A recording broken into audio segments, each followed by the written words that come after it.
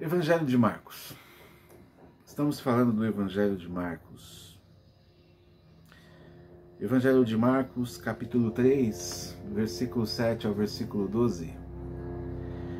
Momento em que Jesus vai à praia com seus discípulos, uma grande multidão o seguia, gente de todo lado, pessoas da Judéia, pessoas de Jerusalém, pessoas que vinham lá do norte da Galileia, pessoas de Tiro, de Sidom, todo mundo curioso para saber quem era Jesus ou testemunhar as coisas que ele fazia, né?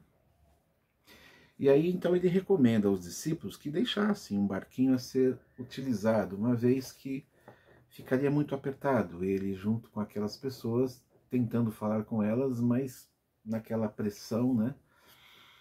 E um outro fator também é que quando ele se afastaria dentro de um barquinho na praia, adentrando um pouco mais no mar, além de ele não estar sendo pressionado pelos que estavam ouvindo ele, a sua voz receberia a ajuda do vento para que ele pudesse fazer com que a voz dele fosse amplificada e todos pudessem escutar.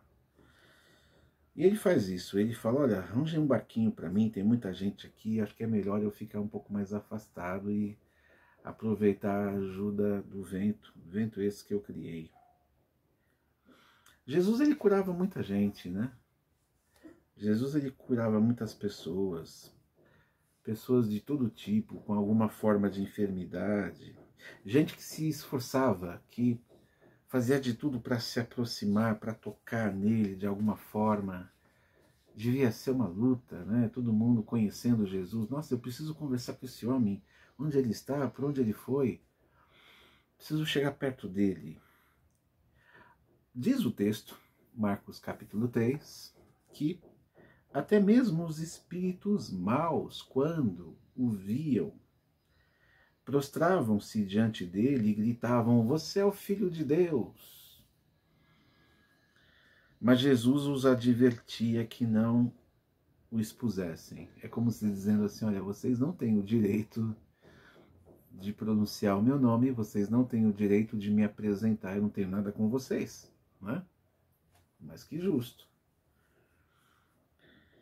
Bom, nós vemos que em Marcos capítulo 3 e em todo o Evangelho, Jesus, ele sai curando todos, de todos os lugares onde ele passava, todos os lugares em que ele se encontrava.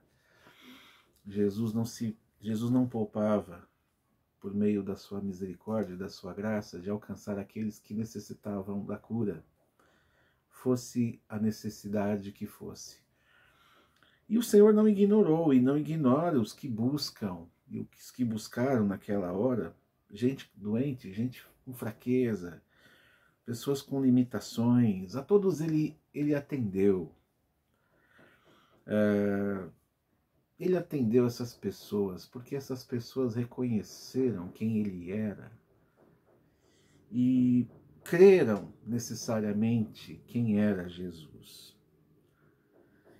O que é interessante é que os que tinham espíritos maus, mesmo chamando, ele não dá muita atenção.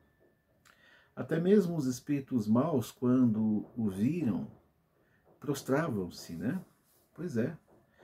E chamavam ele de Filho de Deus, mesmo conhecendo. Só que espírito mau, ele não tinha nada a ver com Deus, não tinha nada a ver com Jesus naquela hora. Claro, evidente, quando Jesus está diante daquelas pessoas carentes, que o reconhecem como Jesus, como alguém especial, alguns já até reconhecendo que ele já era o Filho de Deus, tendo uma certa noção de que ele era capaz de fazer, e somente ele era capaz de fazer, a estes ele dava atenção. Aos espíritos maus que o reconheciam muito bem, Jesus não dava atenção. A verdade é que ou Deus está completamente em alguém ou ele não está. Nos espíritos maus ele não estava, claro. Mas naqueles que creram, naquele momento, creram nele, necessitando de uma cura, ele se aproxima, ele responde. E aqui se encaixa, né, aqueles que são pobres de espírito. Os pobres de espírito, na sua carência, no seu desejo, no seu vazio, declaram que eles só podem viver e só podem subsistir se Deus estiver com eles. Eles são limitados, eles precisam de Deus, eles necessitam ser preenchidos apenas pelo Senhor. E voltando a essa questão dos espíritos maus, o que é interessante é que os doentes, eles não conheciam a Jesus tanto como os de espírito mau conheciam. Porque os doentes, eles ouviam falar a respeito de Jesus, a respeito do que ele fazia, e iam atrás dele. Já os de espírito mau, o Senhor é o Filho de Deus. Olha que coisa! Quer dizer, aqueles que estavam diante de Jesus e que criam em Jesus e creram, não conheciam tanto Jesus como os espíritos maus. Os espíritos maus não tinham o direito de falarem ou de quererem aquilo que Jesus pudesse oferecer. Não lhes foi dado essa incumbência, né? Agora, aos homens curados, aos homens transformados, que aqui o nosso texto de capítulo 3 de Marcos nos fala, que entenderam que Cristo é Senhor deles, esses Jesus, inclusive, até mesmo comissionou. Não só os curou, mas os fez testemunhar a respeito deles. Eles conheciam menos Jesus do que os espíritos maus, mas esses que foram curados é que iam testemunhar quem era Jesus. Os espíritos maus, conhecendo Jesus mais, não tinham o direito de falar nada. Nós fomos curados por Jesus. Eu e você, nós fomos curados por Jesus. Só que a nossa cura, muito mais do que externa, a nossa cura é interna. E o problema interno é justamente de onde vêm as maiores impurezas. Muitas vezes a gente se prende a questões do corpo que fazem parte da nossa vida e são importantes. Mas as questões internas são muito mais importantes. E a cura que se faz dentro de nós se torna algo muito mais importante. Nós somos convidados, ou mais do que convidados, nós somos constrangidos a ponto de nós testemunharmos a respeito de Jesus. Nós que conhecíamos Jesus menos do que os espíritos maus, à medida em que fomos curados internamente, passamos a testemunhar quem é esse Jesus, de uma forma muito mais alta, com muito mais convicção do que os espíritos maus testemunharam. Pois é, a nós o Senhor disse para irmos e anunciarmos que estávamos doentes. Nós vamos até todos falar, olha, nós estávamos doentes. Nós não conhecíamos muito bem a Jesus anteriormente. Aliás, nós nem estávamos doentes, nós estávamos mortos em razão do pecado. Mas esse que nós passamos a conhecer nos trouxe vida.